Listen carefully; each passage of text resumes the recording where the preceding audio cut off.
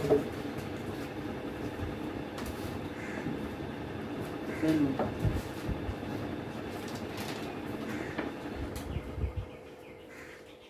बच्चों, मैं हिंदी मीडियम के बच्चों के लिए ये विलियन चैप्टर का दूसरा पॉइंट लेकर आया हूँ और आप लोगों से उसी के अकॉर्डिंग आज बातें करूँगा।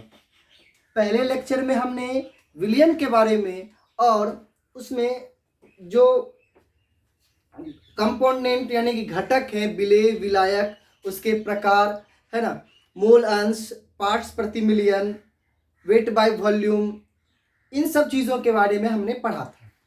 और उसके अकॉर्डिंग अभी जो हमारा चैप्टर है, अभी जो मेरा टॉपिक है वो है मोलरता और मोललता, सामान्यता। ये तीन चीज़ें मैं वहाँ पे करूँगा कंसीडर, और उसके बाद फिर मैं विलेयता पे जाऊँगा।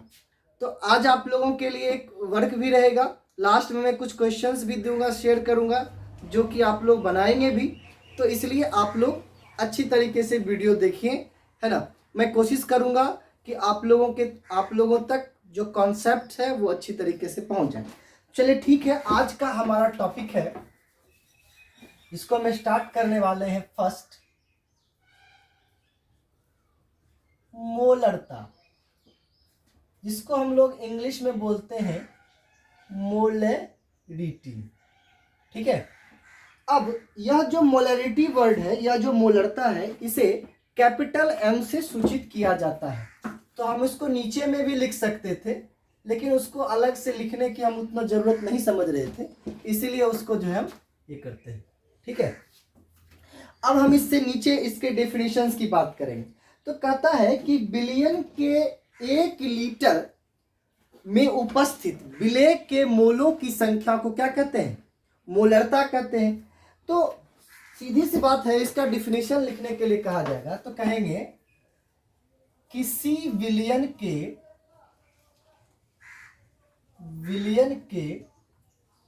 1 लीटर आयतन में उपस्थित विलेय के मोलों की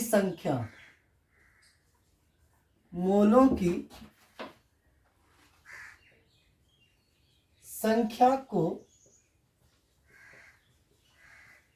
मोलरता कहते हैं। अब आयतन अगर लीटर में है तो वहां पे हम लोग किसी विलियन का आयतन लीटर में है तो उसमें विलेय के जो मोल होंगे उसकी संख्या जो होगी उसको हम लोग मोलरता कहते हैं। अब यहां पर यह आता है कि सर अगर लीटर में ना हो, मिलीलीटर में हो तो क्या करेंगे? तो आप उसको लीटर को मिलीलीटर में क्या कर देना है? चेंज कर देना है। यानी कि 1 लीटर की बात करेंगे तो यानी कि अगर मोलरता अगर किसी भी क्वेश्चन में निकालने के लिए दिया जाए तो m बराबर क्या लिखोगे? तो m बराबर हमारा होगा विलेय की मोलों की संख्या, विलेय के मोलों की संख्या बटे विलियन का आयतन, विलियन का आयतन लीटर में है। ठीक है। तो ये आ गया। अब आती है बात कि सर अगर मिलीलीटर में हो तो हम लोग जानते हैं इसको डिवाइड करेंगे 1000 से, ऊपर जाके 1000 हो जाएगा। तो m बराबर क्या हो जाएगा? विलेय के मोलों की संख्या बटे विलियन का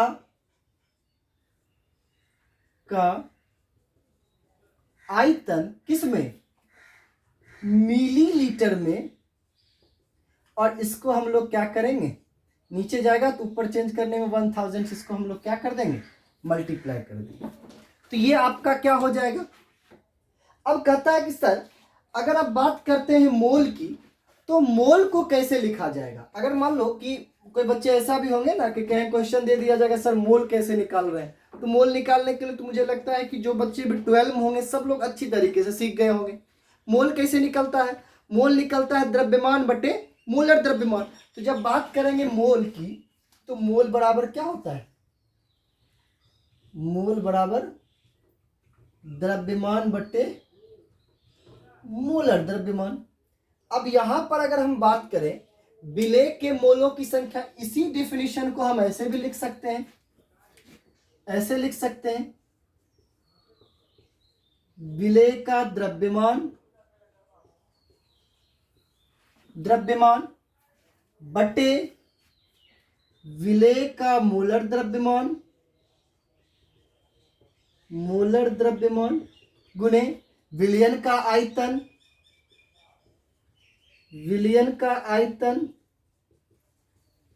और अगर यह मिलीलीटर में है तो इसको क्या करना पड़ेगा? 1000 से।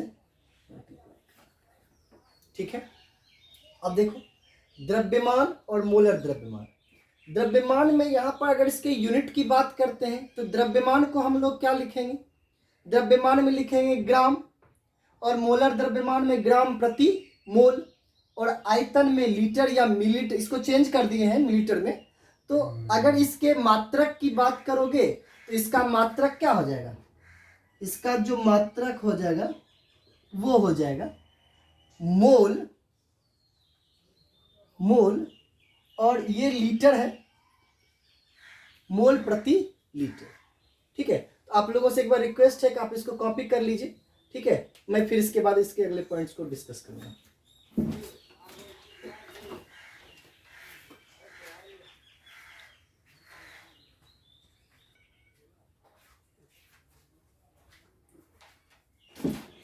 अब देखो, मैं अब मोलरता की बात करता हूं, तो मोलरता में मैंने पहले मोलरता क्या होती है उसके बारे में पढ़ लिया। कहता है मोलरता विलयन के ताप के साथ बदलता है। जब आप टेम्परेचर चेंज करेंगे तो किसी भी विलयन की जो मोलरता होगी, जिसको आप लोग मोलरिटी कहते हैं, वो क्या हो जाएगा? चेंज हो जाएगा। अगर तनुता के पूर्ण M1V2 तो तनुता के बाद क्या होगा? M2V2। अब एक ऐसा होता है कि जब 2 या 2 से अधिक भिन्न मोलरता एवं आयतन वाले विलयन को मिलाया जाता है।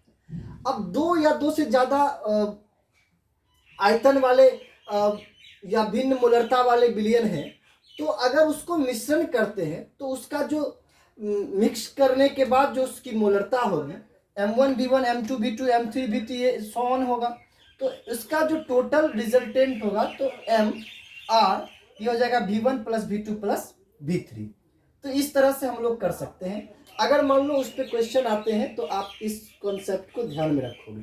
अगर 2-3 मोलरिटी दिया हुआ रहेगा अलग अलग सॉल्यूशंस का, तो आप उसके लिए इसका यूज कर सकते हैं। अब एक क्वेश्चन हम ले रहे हैं, क्वेश्चन ये है शुद्ध जल की मोलरता की गणना कीजिए। देखने में काफी हल्का क्वेश्चन है और है भी हल्का, लेकिन इसको पता नहीं क्यों IIT के एग्जाम में पूछा गया है। तो क्वेश्चन ये है शुद्ध जल की मोलरता ज्ञात करें, शुद्ध जल की मोलरता ज्ञात करें।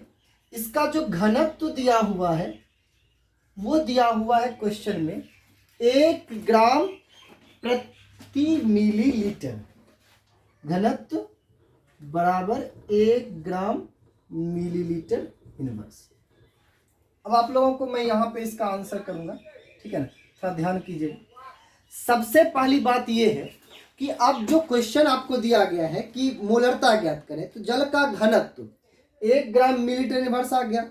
अब मान लीजिए कि जल का आयतन, ठीक है ना, 1000 मिलीलीटर है, ऐसे लिखेंगे। माना कि जल का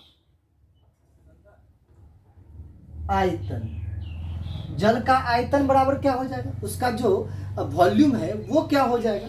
वो हमने मान लिया 1000 मिलीलीटर। ये आपके क्वेश्चन के अकॉर्डिंग है, 1000 मिलीलीटर आपको दिया हुआ है। अब कहता है 1000 मिलीलीटर जल का द्रव्यमान क्या हो जाएगा? 1000 मिलीलीटर जल का द्रव्यमान क्या हो जाएगा? तो हम लोग जानते हैं घनत्व बराबर क्या होता है? द्रव्यमान बटे आयतन। तो यहाँ पर निकालना क्या है? द्रव्यमान। इसको हम लोग क्या करेंगे? घनत्व गुने आयतन या आयतन गुने घनत्व। अब अगर हम बात करते हैं आयतन की, तो यहाँ पर आयतन हमारा दिया हुआ है कितना? 1000 मिलीलीटर। ठीक है। और घनत्व कितना दिया हुआ है? 1 ग्राम मिलीलीटर इनवर्स। अब देखो ये मिलीलीटर और ये मिलीलीटर कैंसिल हो जाएगा, तो ये आपका कितना हो जाएगा? 1000 ग्राम। ये आपका क्या हो जाएगा? 1000 ग्राम आपका आ गया जल का द्रव्यमान। अब जल के मोल, जल का हम शॉर्ट में कर रहे हैं, जल का मोल, मोल बराबर जानते हैं द्रव्यमान बटे मोलर द्रव्यमान। तो जल का कितना होता है? H2O। ये 1000 बटे कितना हो जाएगा? 18।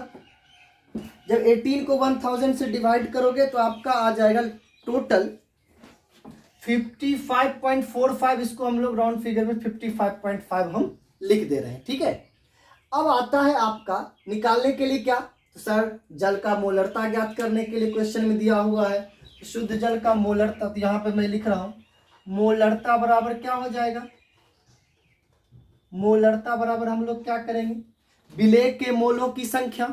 तो विलेय के मोल की संख्या हम लोग, विलेय कौन है? जल है यहाँ पर। तो यहाँ पर हमने क्या किया? 55.5 इसका हो गया। तो 55 पॉइंट क्या हो जाएगा? 5। और बिलियन 1 लीटर। तो यहाँ पर क्या कर देंगे? 1। तो इसका जो मोलरता हो जाएगा वो 55.5 m। फिर से सुन लीजिए, शुद्ध जल की मोलरता ज्ञात करने के लिए घनत्व दिया हुआ है और हम लोग पहले से जानते हैं घनत्व बराबर द्रव्यमान बटे आयतन। आयतन दिया हुआ, द्रव्यमान निकाल दिए। और द्रव्यमान निकालने के बाद पहले जल, जो उसमें जल जिसके बारे में पूछ रहा है, तो जल का मोल कितना हो जाएगा? 55.5। मोलरता के कंडीशन में मोल बटे आयतन करके निकाल दिए इसको 55.5 m, यानी कि मोलरता को, या फिर उसको ग्राम पर लीटर हम लोग कंसीडर कर सकते हैं। चलिए मोल प्रति लीटर कर सकते हैं। ये इतना मोल हो गया, तो इसको यहाँ पर लीटर हो गया, तो मोल पर लीटर, इसी को हम लोग 55.5 m के कंडीशन में लिखते हैं। ठीक है। आप लोगों के पास इसको कॉपी कर लिए, फिर मैं मोलरता टॉपिक लिख दे रहा हूँ, फिर इस पर मैं डिस्कस कर लूँगा। ठीक है।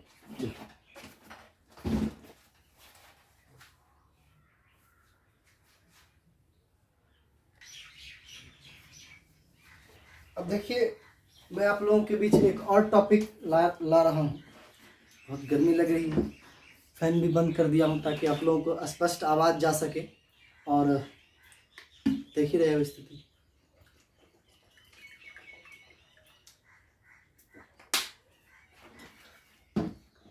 देखिए मोलरता, सॉरी मोललता, मोललिटी, इसको हम लोग स्मॉल m से इंडिकेट किए हैं। कहता है 1000 ग्राम विलायक में, या फिर सर 1 kg विलायक में, 1 kg विलायक में विलेय के मोलों की संख्या को मोललता कहते हैं। इसी को दूसरे तरीके से भी पढ़ सकते हैं, किसी बिलियन के 1 किलोग्राम विलायक में उपस्थित विलेय के मोलों की संख्या को क्या कहते हैं? उसकी मोललता कहते हैं। इससे भी पढ़ सकते हैं स्मॉल m बराबर क्या हो जाएगा? विलेय का मोल बटे विलायक का द्रव्यमान। ठीक है। अगर विलायक का द्रव्यमान क्या है? केजी में है, तब तो भाई ठीक है। और अगर ये द्रव्यमान अगर यहाँ पर ग्राम में होगा, तो वहां पे हमको क्या करना पड़ेगा? 1000 से गुना करना पड़ेगा। अब देखो मोल निकालना है, तो मोल विलेय का द्रव्यमान बटे विलेय का मोलर द्रव्यमान, द्रव्यमान बटे मोलर द्रव्यमान निकालते हैं। और गुने विलायक का द्रव्यमान ग्राम में है, तो ऊपर में हमने क्या किया है? ये डिवाइड था, ऊपर गया तो वो क्या हो जाएगा? आपका मल्टीप्लाई में आ गया। तो ये आपका फार्मूला हो गया। ठीक है। 2 तरीके हो गए इसको ध्यान रखने का, केजी के लिए अलग और ग्राम के लिए अलग। कंडीशन एक ही है, सिर्फ चेंज किया जा रहा है। दूसरा बात हम लोग करेंगे कि सर जब मोललता की आप बात करते हैं, इसको ऐसे भी कहा जा सकता है कि हम लोग जैसे मोल अंश वाले टॉपिक में हम लोग पढ़े थे, Na Nb करके हम लोग निकाल रहे थे, वहां से भी किया जा सकता है। एक को हम विलेय कर देंगे, एक को बी को विलायक कर देंगे। तो यहाँ पर हम लोग क्या करेंगे? ऊपर में हम लिख देंगे Na बाय WA इंटू 1000 कर देंगे अगर ग्राम में रहेगा तो फॉर्मूला वहाँ से कर सकते हैं, है ना। अब आता है कि सर इस पर न्यूमेरिकल कैसे पड़ता है ना। एक क्वेश्चन हम आपके सामने ले रहे हैं, 20% पोटेशियम आयोडाइड की या पोटेशियम आयोडाइड 20% पोटेशियम आयोडाइड किस में होगा, जलीय, ऐसे लिखोगे 20% जलीय पोटेशियम आयोडाइड की मोललता ज्ञात करें। मोललता ज्ञात करें। पिछला जो क्वेश्चन बताया तो उसमें क्या पता नहीं कहीं से IIT में वो पूछ गया, एक बार PMT में पूछ लिया क्वेश्चन, है ना। तो अब ये क्वेश्चन है, इजी क्वेश्चन है, ये IIT का पूछा हुआ क्वेश्चन नहीं है, लेकिन न्यूमेरिकल्स के लिए आप एक एक टाइप क्वेश्चन में इसमें कर दे रहा हूँ ताकि आप लोग थोड़ा समझ पाए।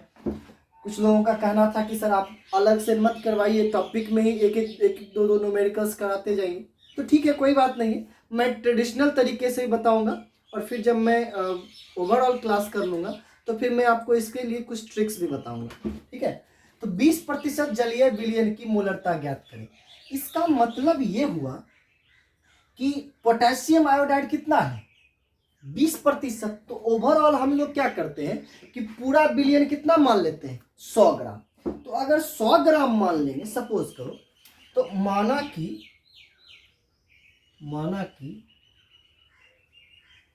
कुल 20%, चूंकि यहां ग्राम की बात करते हैं तो कुल 100 ग्राम विलयन है, ठीक है, विलयन है। तो उसमें 20% कौन हो गया, पोटेशियम आयोडाइड।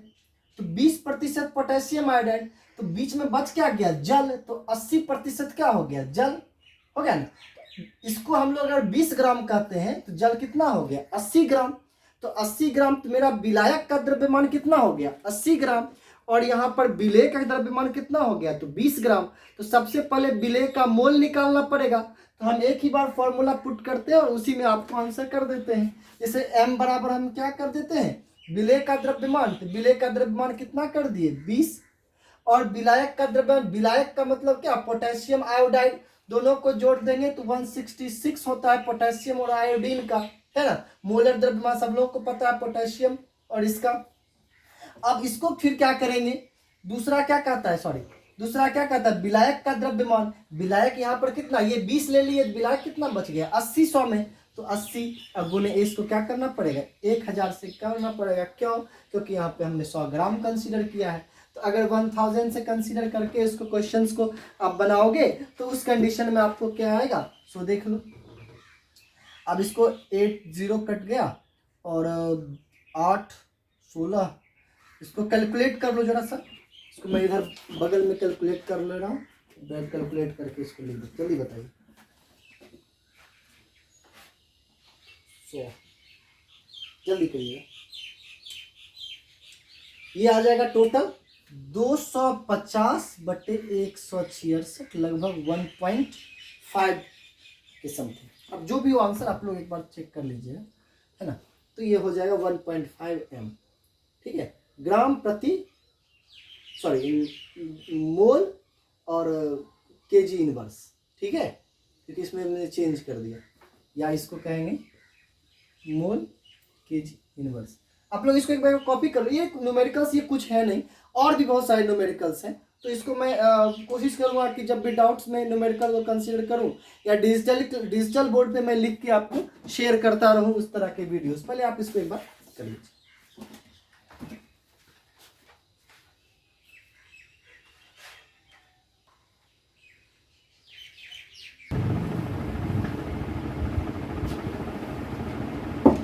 चलो बच्चों, तो मैं आप लोगों के बीच एक पॉइंट लेके आया हूँ, सामान्यता। क्योंकि थोड़ा इसमें मैंने अलग अलग टॉपिक को फॉर्मूला से कनेक्ट कर दिया, क्योंकि यहाँ पर ग्राम तुल्यांक की बात होती है, तो इसीलिए मैंने ग्राम तुल्यांक या ग्राम समतुल्यांक भी इसको कह सकते।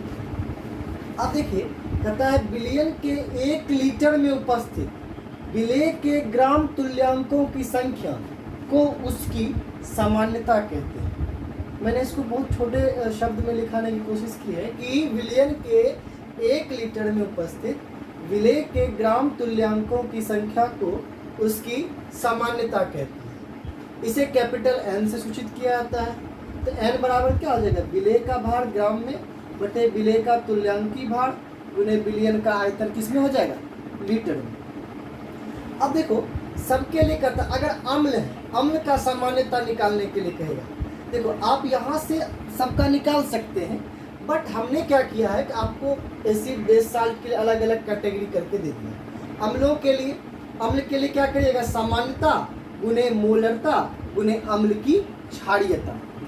अपन अम्ल की क्षारीयता, इसका मतलब उसके पास जो H+ आयन होगा, जो विस्थापित H+ आयनों की संख्या होती है वही उसकी क्या कहलाती है, क्षारीयता कहते हैं। जैसे मान लो H2SO4 में कितने H+ है, 2H+, तो यहाँ पर क्या हो जाएगा, 2 हो जाएगा उसकी क्षारीयता, अम्ल की क्षारीयता की हम लोग बात करेंगे उस, यहाँ से आप फॉर्मूलाइज कर सकते हैं। क्षार के लिए सामान्यता गुने मोलरता गुने क्षार की अम्लता, यानी कि H+ ये जो हो जाएगा विस्थापित, है ना,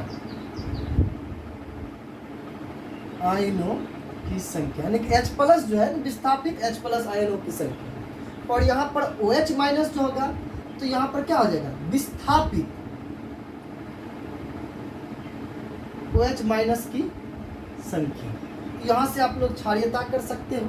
अगर NaOH दिया रहेगा, KOH दिया रहेगा, उसके लिए हम लोग सामान्यता निकाल सकते हैं, उसका मोलर द्रव्यमान कर देंगे और गुने उसमें जो OH की जो संख्या होगी उसको हम लोग कंसीडर कर सकते हैं। फिर आयन का तुल्यांकी भार अगर कहेगा, आयन का तुल्यांकी भार, सर ग्राम समतुल्यांक कैसे निकालेंगे, तुल्यांकी भार कैसे निकालेंगे, तो अनुभार बटे आयन पर आवेश जितना भी होगा वो कंसीडर कर देना, 1 है + 2 है 3 है ना, उसका अनुभार और उसका आवेश। तत्व का तुल्यांकी भार कैसे निकालोगे, तो तत्व का तुल्यांकी भार निकालने के लिए तत्व का परमाणु द्रव्यमान बटे तत्व की संयोजकता कर देंगे। फिर कहता है अम्ल का तुल्यांकी भार सर कैसे निकालेंगे, तो अम्ल का तुल्यांकी भार होता है अम्ल का मोलर द्रव्यमान बटे क्षारीयता। अगर फिर कहेगा कि क्षार का तुल्यांकी भार कैसे निकालेंगे, तो क्षार का मोलर द्रव्यमान बटे अम्लीयता। अम्लीयता OH- से वहाँ पे हम लोग कंसीडर कर रहे थे, यहाँ पे क्षार की अम्लीयता के लिए। फिर कहता है लवण का तुल्यांकी भार या लवण का समतुल्य द्रव्यमान, दोनों एक चीज है। तो लवण का मोलर द्रव्यमान जो होगा बटे सक्रिय तत्वों की संख्या गुने संयोजकता। सक्रिय तत्वों की संख्या जो उसमें पार्टिसिपेट कर रहा है गुने उसकी जितनी भी संयोजकता होगी वो। अम्ल का तुल्यांकी भार अम्ल का मोलर द्रव्यमान बटे उसकी क्षारीयता। तो ये सारी चीजें जो है आपको सामान्यता निकालने में हेल्प करेगी, ठीक है। पहले आप लोग इसको एक बार कॉपी कर लीजिए, फिर मैं इसके आगे न्यूमेरिकल्स इस पर मैं करवाऊँगा, एक न्यूमेरिकल 1-2 क्वेश्चन अभी दे देता हूँ। फिर मैं अगले वीडियोस में मैं जब भी आऊँगा तो फिर मैं इस पर वर्क करूँगा, इसके विलेयता की बात करूँगा, क्योंकि ये काफ़ी वीडियो बन चुके हैं, इस टॉपिक को मैंने डीपली आप लोगों से बता दिया है। इस पर न्यूमेरिकल वगैरह जो है मैं आपको क्वेश्चन दे देता हूँ, तब तक आप लोग इसको एक बार बताना।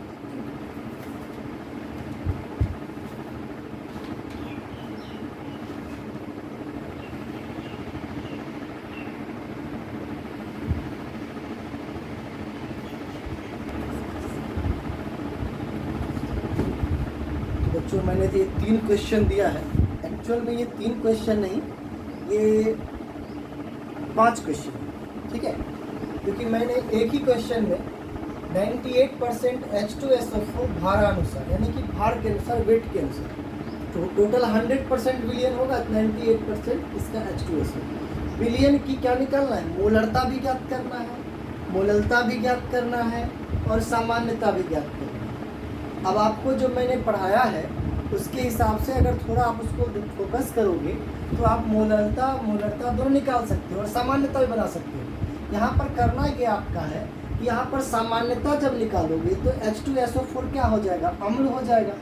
तो इसका जो तुल्यांकी भार निकलेगा वो क्या हो जाएगा, मोलर द्रव्यमान। तो मोलर द्रव्यमान H2SO4 का 16 चौका 64 32, ये टोटल हो जाएगा 98। और इसमें H+ आयन कितना हो गया, H2 है तो 2H+ आयन, तो 98/2 कर दोगे तो वो आपका तुल्यांकी भार हो जाएगा। उसको आप याद करके और फिर घनत्व तो दिया हुआ है, तो आपको द्रव्यमान में चेंज करने और या आयतन वगैरह में दिक्कत नहीं होगी। फिर कहता है 2 ग्राम NaOH 50 मिलीलीटर विलयन में घुला हुआ है, तो NaOH विलयन की मोलरता ज्ञात करना है। ठीक है, तो क्या है क्वेश्चन, एक बार और फिर समझ लीजिए।